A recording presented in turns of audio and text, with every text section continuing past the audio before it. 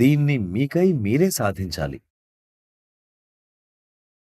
ఇందులో నేనేమీ సహాయం చేయలేను. పరిష్కారాన్ని మీరే కనుగొనాలి. నేను కేవలం దిశను చూపించి, అంతరంగంలో మాస్టర్‌ను కనుగొనండి అని మాత్రమే చెప్పగలను. ఎలా కనుగొనాలో అది మీ బాధ్యత.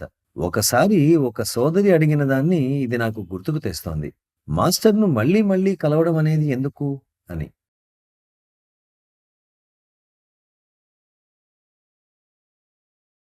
ఆమెకు చారీజీ ఇలా సమాధానమిచ్చారు.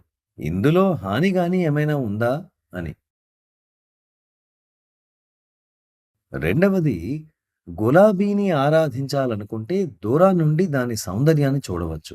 అయితే దాని సౌరభాన్ని ఆస్వాదించాలంటే ఆ మొక్క దగ్గరగా వెళ్లి ఆ పువ్వును ముట్టుకోవలసి ఉంటుంది.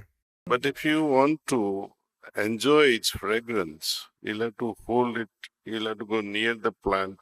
అయితే జాగ్రత్త, అక్కడ ముళ్ళు కూడా ఉంటాయి.